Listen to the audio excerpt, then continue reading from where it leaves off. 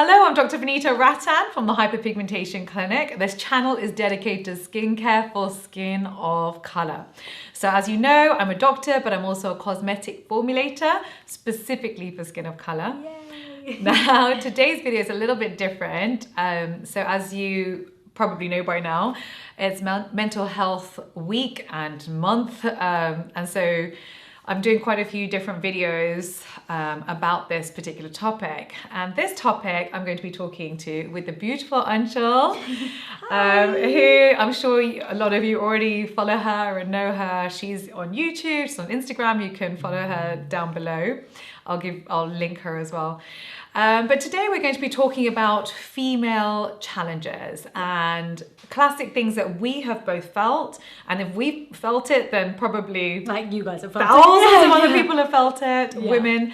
And strategies that we use have helped us cope with anxiety, failure, stress, not feeling like you're good enough. Just, you know, you name it. We've been through a lot of the feelings and trauma that happen. And so I really appreciate Anchal for being here, because actually it's very hard to be open and honest about such difficult topics when society tends to be very quiet about topics. Yeah, and especially like coming from an Asian community as well, it's not spoken about as much. Yes. It's like, it really is still, I mean, we're getting somewhere now, but it's still very much a taboo. I think part of the problem is that we're not open and honest about our failures and the things that are going wrong in our life. It's almost like a taboo thing. I don't know, especially in Asian culture, it's very much, you know, you don't air your dirty laundry. I mean, that is just absolutely not a done thing, because it means that your family is failing, you know, you just don't do that. But then everybody starts talking. And everyone's going to gossip, and what are they going to say? What would the aunties say? What will the aunties say? So actually, I've just got a whole podcast on this, so I definitely recommend you watch that. So I thought let's start off by talking about some of our failures. And how it made us feel, how we handled it. Did we tell anyone about it? Did we try and hide our failures?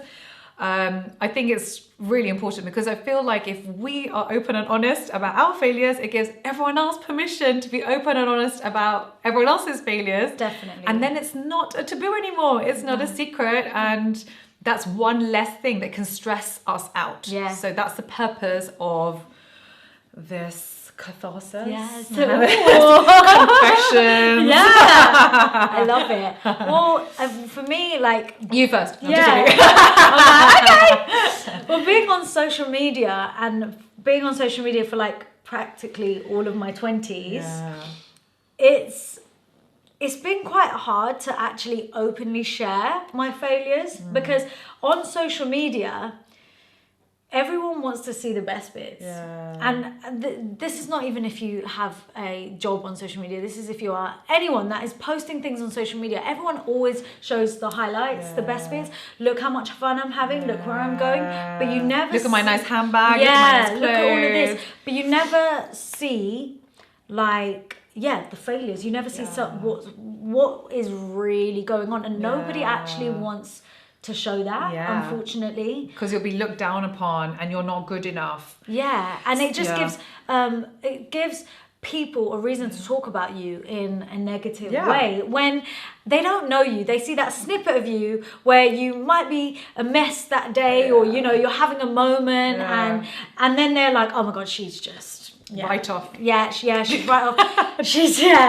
Don't be friends with her. Yeah, exactly. She's failing in life. She's got it all wrong, and we all get things wrong. That's, by the way, completely normal. If you don't get things wrong, then I'm worried. I'm worried for you, because you are not coming out your comfort zone enough. That's true. Comfort zone. You're staying in your comfort zone. I think one thing that really helped me. So I did the Sarah Blakely masterclass. So that's from, you know, the spandex.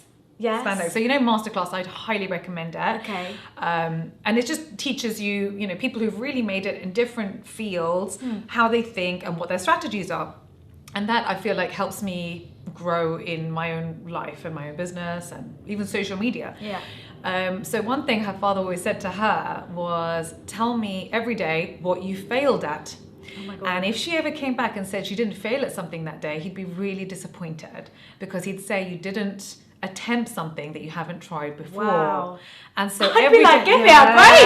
I know. I was like, it's hard enough succeeding. Yeah, exactly. But actually, I love that, and that really pushes me. Like, for example, I mean, what doctor goes onto TikTok and starts dancing? I mean, that could have been an epic fail, you know? Like, that was scary to do. But I wanted to try something and come out my comfort zone. That is And, coming out of your comfort zone. you know, some of my videos flopped and some succeeded, and some people wrote really negative comments under.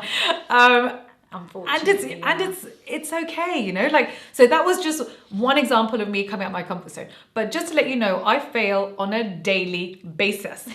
And I think failure comes from what your expectation is, and if you don't match that expectation. So for example, I'm a mother, I'm a daughter, I'm a wife, I'm a doctor, I'm a businesswoman, She's everything. No, we all are. No. Yeah, we are.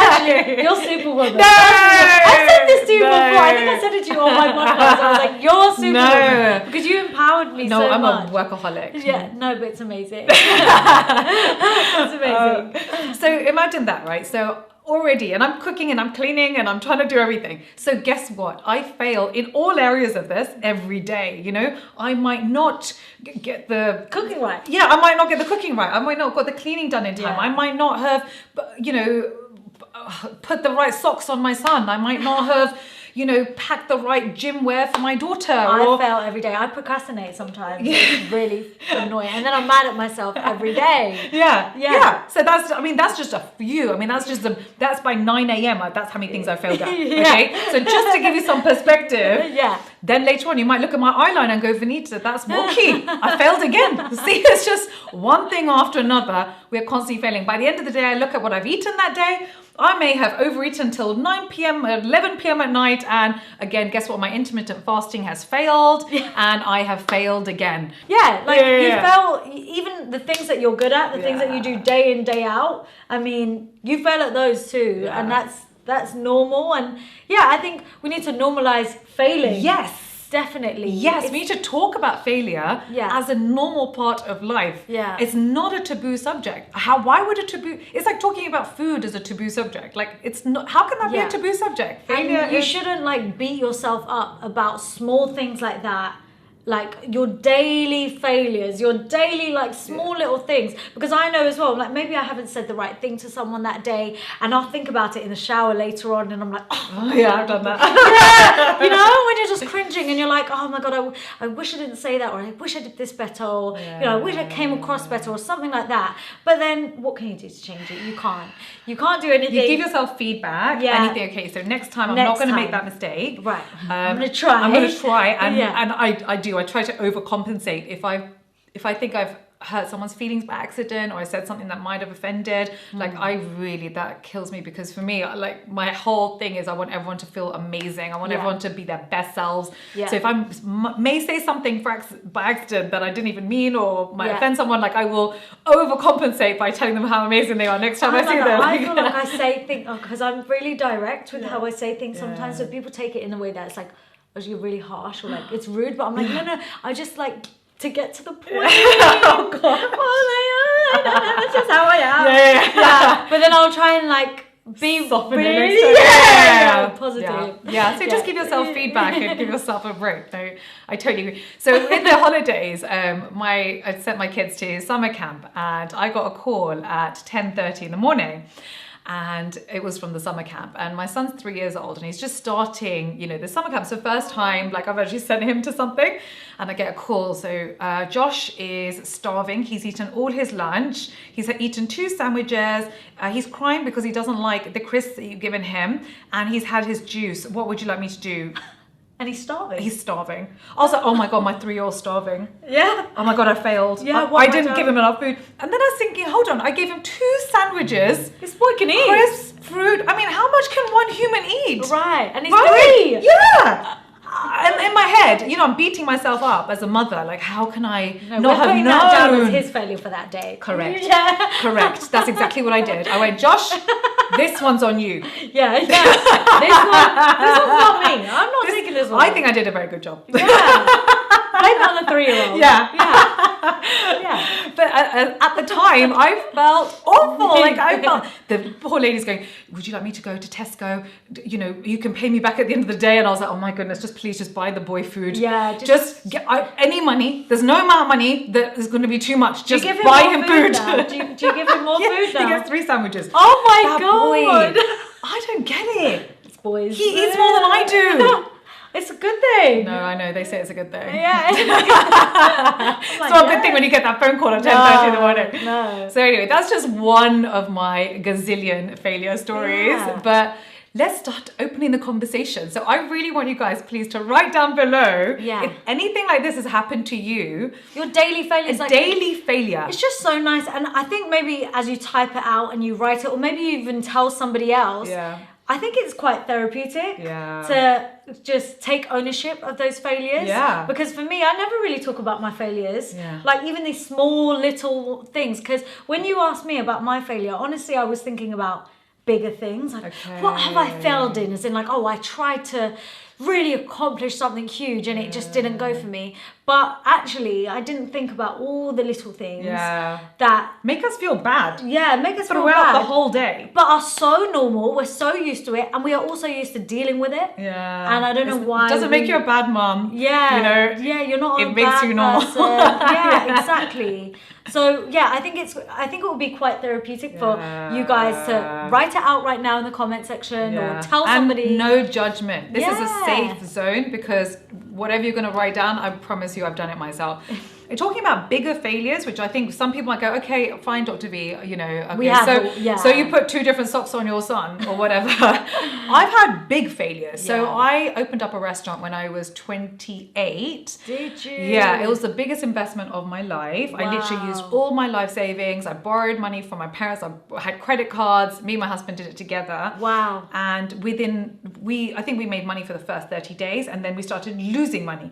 And rapidly, and I was pregnant. What kind of food was it? It was a Japanese, like teppanyaki. It was really good food, but the location wasn't good, and we'd overspent on the layout, and it was just we'd made a mistake. We shouldn't have done it. Yeah. But at the time, I'd only ever succeeded at things. So then, for me, it was like I thought that everything I ever did was going to be successful, which was obviously a fundamental, you know, arrogance and overconfidence that I learned. Yeah. Yeah. But yeah, so I remember, so I was pregnant at the time.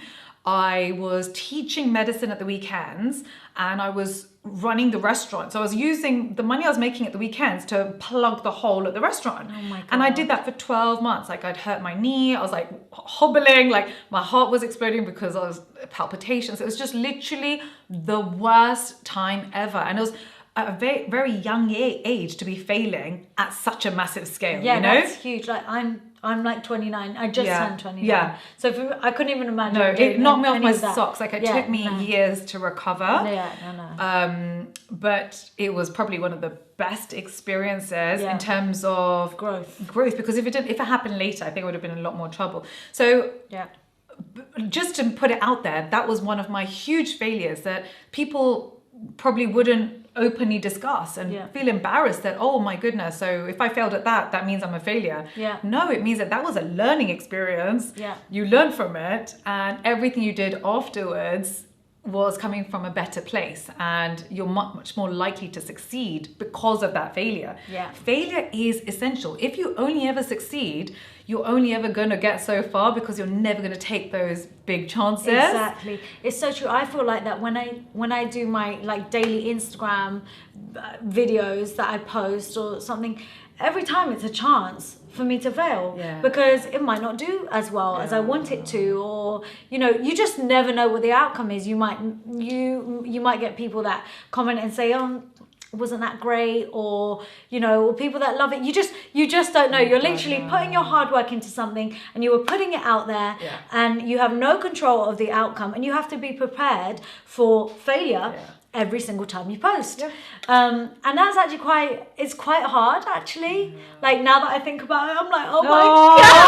Oh no. This is like therapy. But yeah, it's crazy when you think about it like that, actually. Even this video, there could easily be people down below writing, this is a terrible video, Dr. V. Yeah. Just stick with skincare. Yeah. Who asked you to go off topic? Like, Yeah, we want to talk. Okay, we want to talk. We want to talk about it. No, because my people are amazing, by the way. Yeah. They're never going to say anything to do. Right? Yeah. So, okay, so great. So we've spoken about failure, and hopefully everyone feels like, you know, it's safe to talk about failure. Yeah. No one's going to judge. Okay, so the next question we want to talk about is, what was your most anxious time, and what was your coping strategies?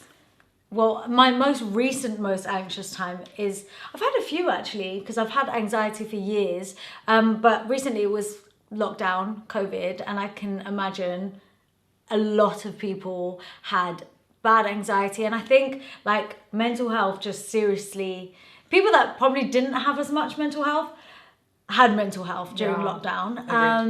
And you know, normally on a day-to-day I'm pretty fine, but I just felt like I was basically crying every single day in lockdown. It got to a point in lockdown where I said to my mum, like, Mum, I think I have depression, because I was just crying over nothing. Like you could literally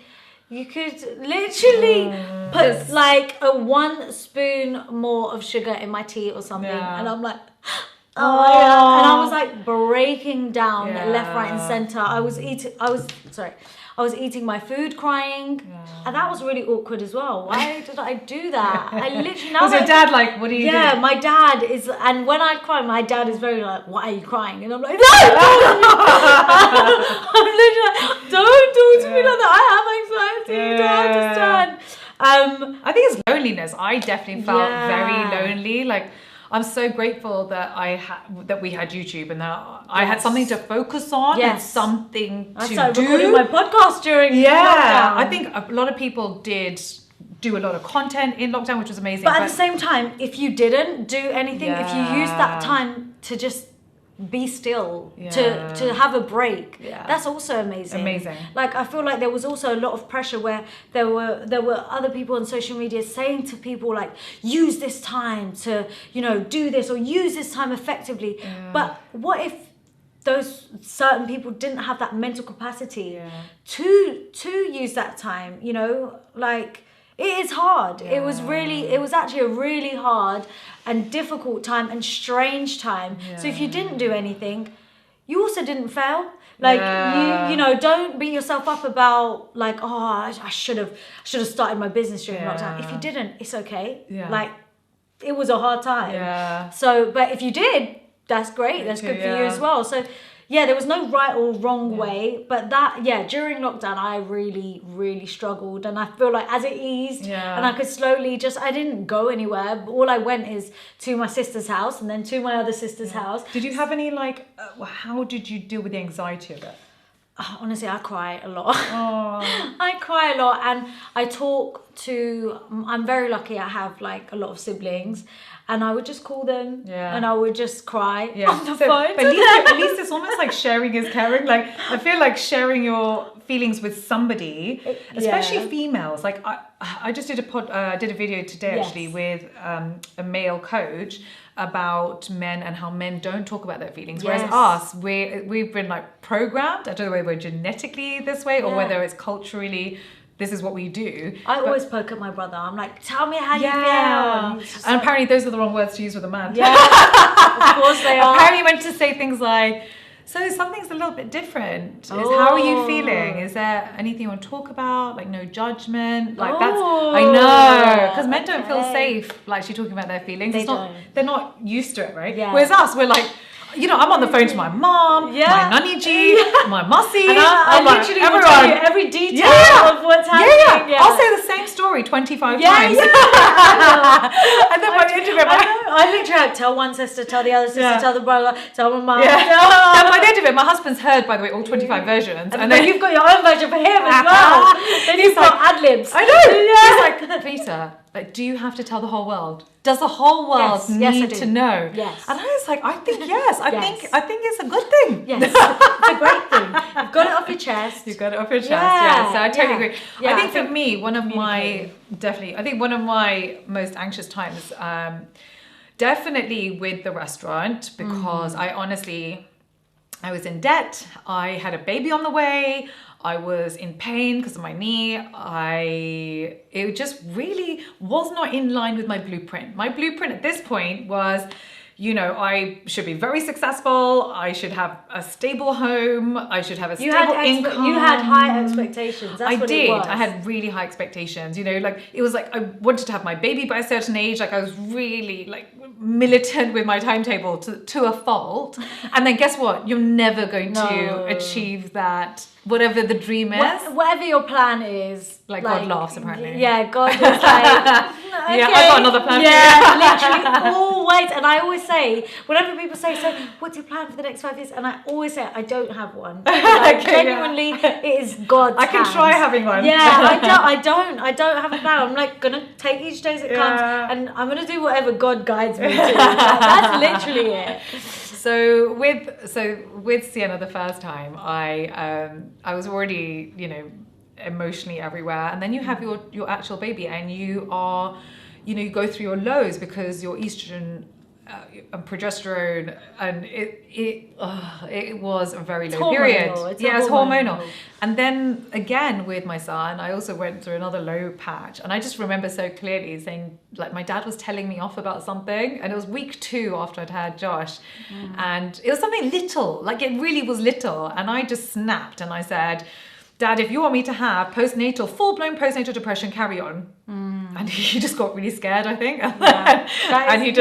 I was like, I want comedy, I want happiness, I want you to make my life easier, I want food, I want you to look after the baby as well. Like I have a list of things that I need to be happy. Do it all. Yeah, and he was like, okay, give me the baby, you go out, go watch a movie. That's go with your hubby, really honestly, thank God I did have that support system. Honestly, But I think a lot of people don't have that support system. So that's one thing you can do. If you know somebody who has a baby, just not obviously during COVID. My sister actually, she suffered with postnatal depression because she had a baby during COVID. And because of that, they didn't actually give much care during her birth, and it's all a really complicated story. She didn't actually have the birth that she wanted to, and they basically told her like one thing and made her do another, and it was really horrible. So she felt like she had like that moment snatched from her, and she then had postnatal depression during lockdown and all of that as well. That's like the worst time. Like, you know, we need people, like we need contact. Yeah, exactly. And then we couldn't all even like be together.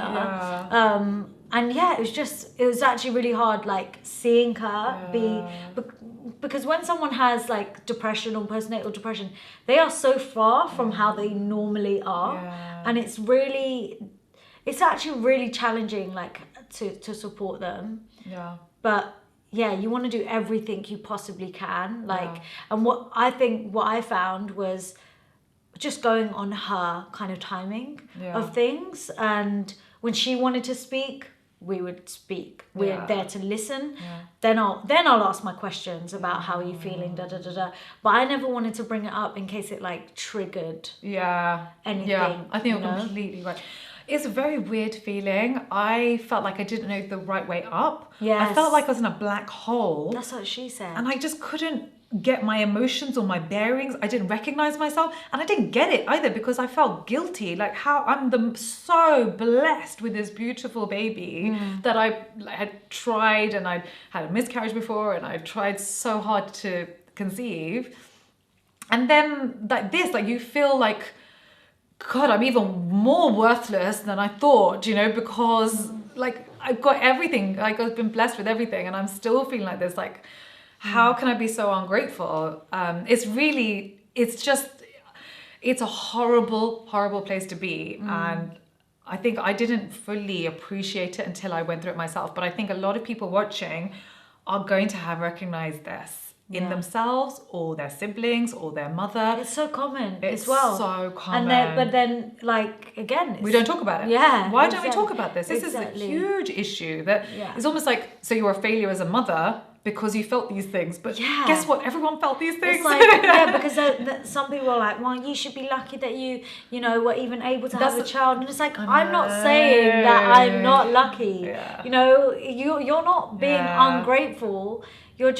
You're confused yourself. Yeah, you're why am I processing. feeling like this? Like, Yeah. how do I get out of this? Like that's hell. what it is. Like, how do I get out of this black hole? What is the right way up? And I think for me, comedy really helped. And my husband, we just didn't watch any dramas. That's so cute. Yeah, my husband was really cute. He put comedy on. He'd massage me, like try and relax me.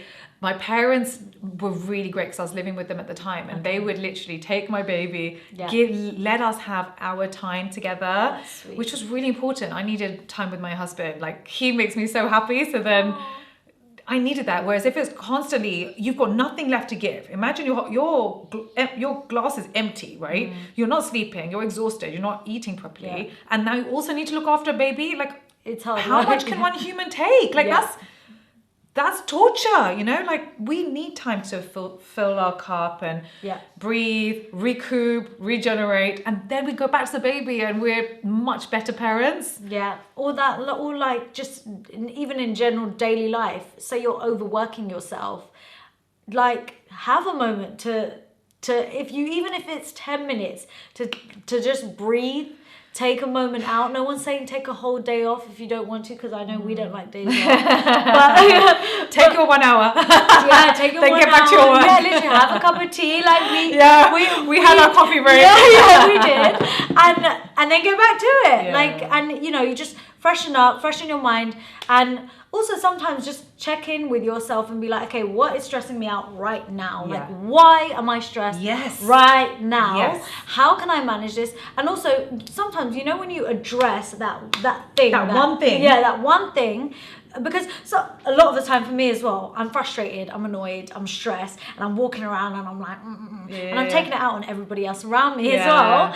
And when I realize actually, I feel nervous about maybe I've got a meeting coming up that's really important today, and actually I'm just really anxious about it, and this is why I'm being a grumper with everybody else.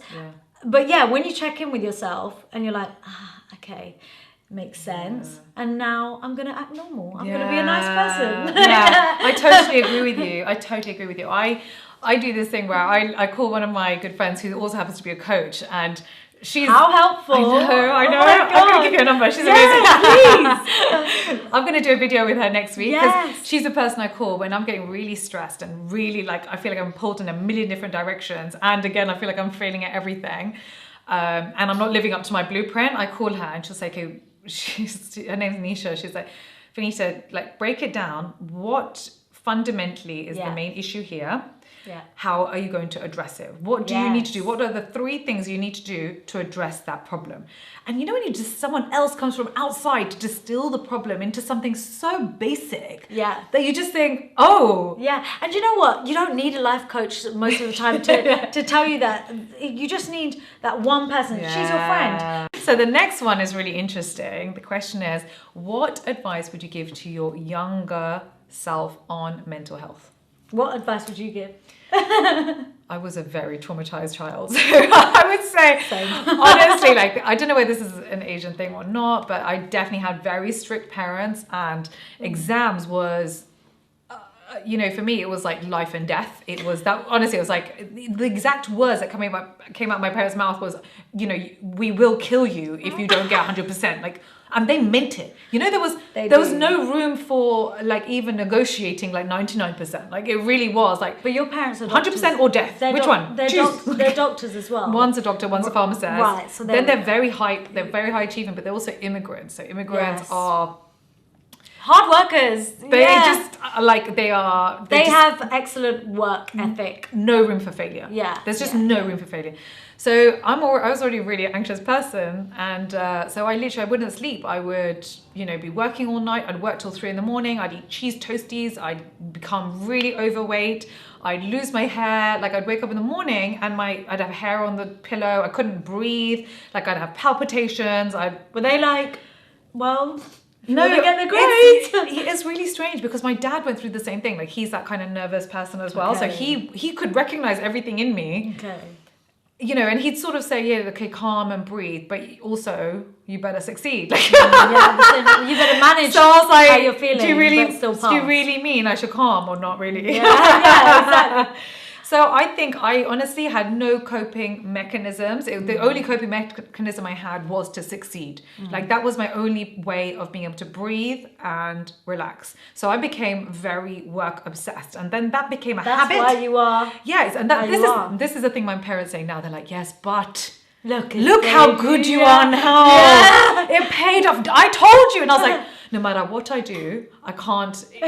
You know what? I can't win. Yeah. You are right. Yeah. I am wrong. Yeah.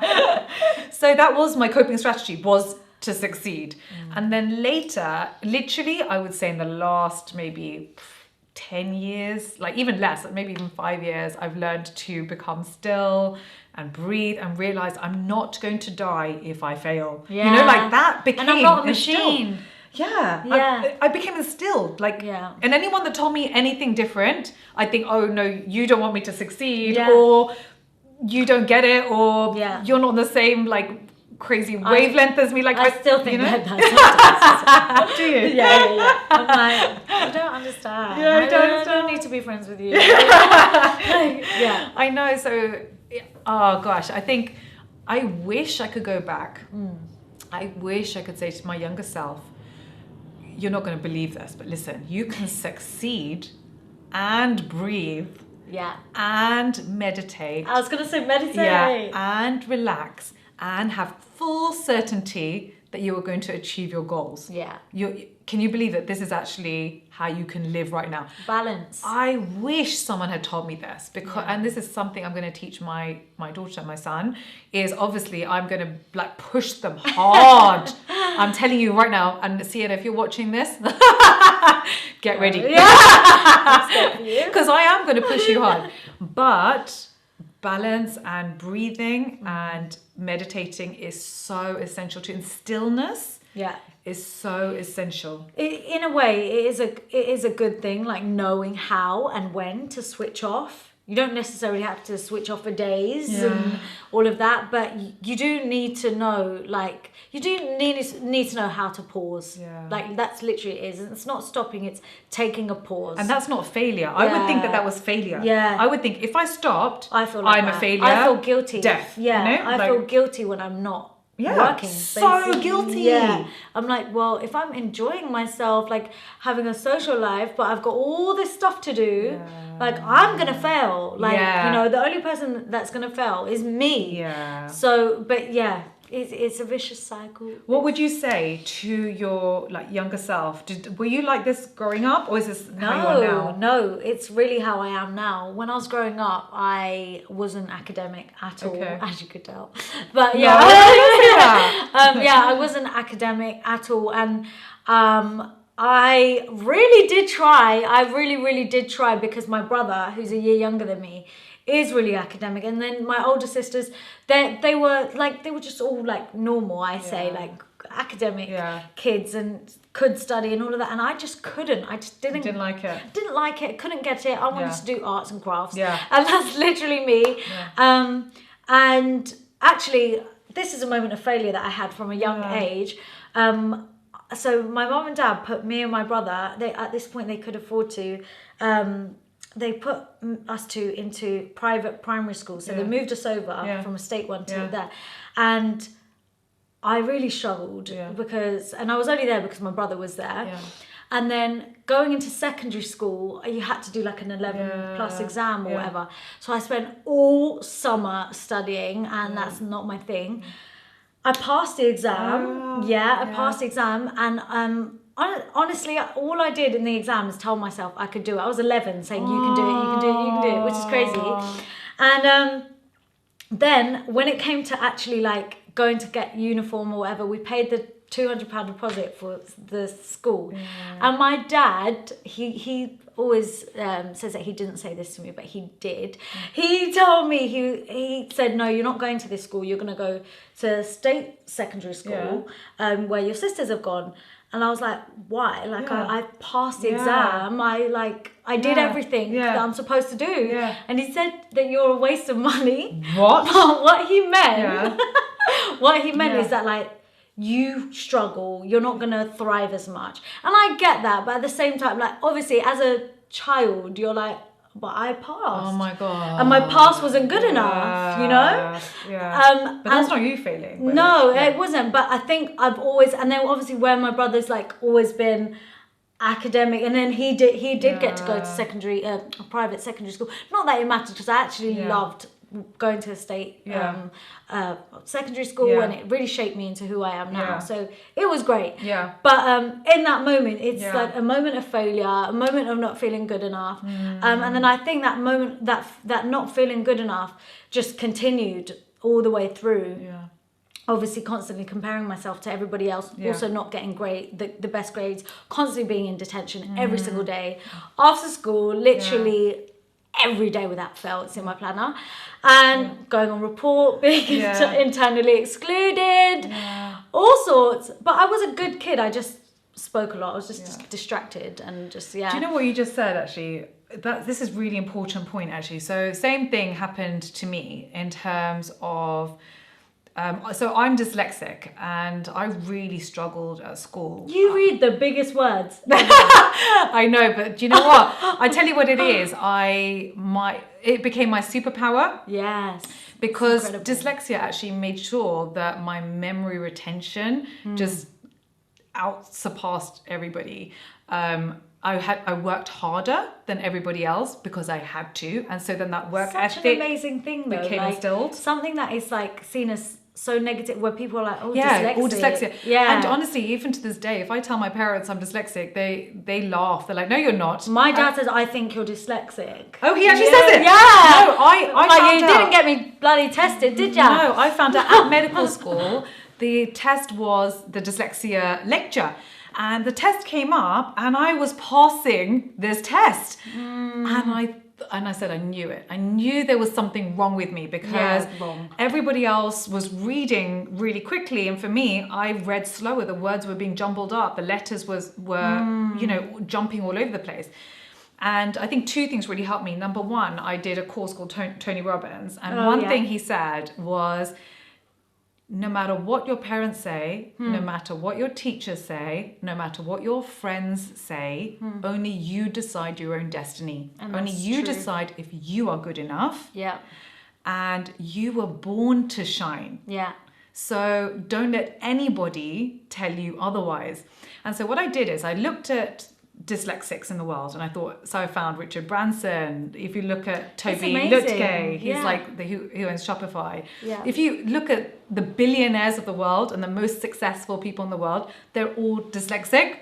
And so I looked at that, and I read all the autobiographies, because obviously I was trying to identify with other successful people who had dyslexia. I don't have to be a failure because I have something wrong with me. No, actually, I realised it's a superpower. Yeah, it's a superpower. You're actually more intelligent in other ways that are not being measured. So I became very good at strategizing. I became very good at memory retention, as we've discussed, and that's why I think for me, ingredients and understand putting my feet in different, like being a doctor and also being a cosmetic formulator, straddling the two. Yeah, it has not been done before. No. But it's not that hard for me to do, just because actually of the dyslexia and the way my mind works. Yeah. So it became my superpower. But if at the time, and I had one teacher who said, you're not very good at English. You're not going to get into medical school. You're probably going to get C's. I hope you've written a strong letter to her. What I did is I got the past papers, and I did 10 essays a night, every single night. 10 hours of work every night. I'd come back from school, and I'd do 10 hours of work straight. I'd go in the next day, and I'd give her 10 essays every single day.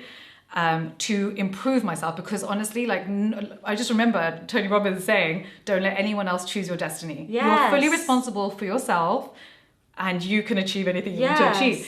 So that's exactly what I did. And then I turned around and I got all A's and A stars, got into medical school, and never even had any extra time for being dyslexic. It was, you just had to figure out strategies how to make succeed. Like, it's like, well, I'm gonna, use this as a tool, like, to be better.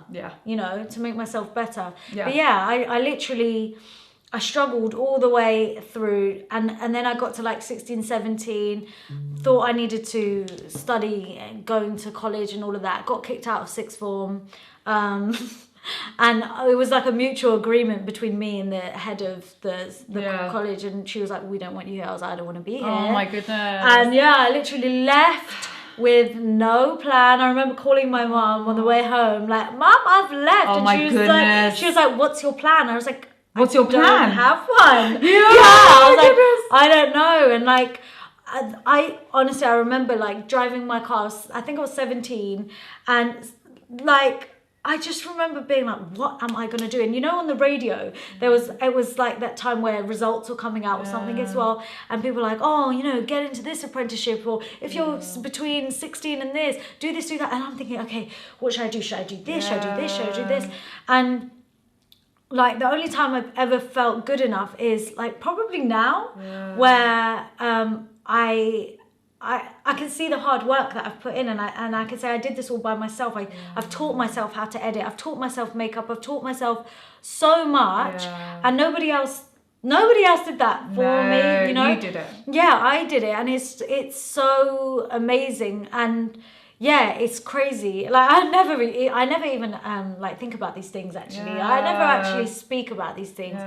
But I think it's really important, because what we tell our children is fundamental. Like a burden, it sticks with you as your self-identity for the rest of your life. Yeah, and you think that's you. And I thought for all those years that I'm going to be a failure.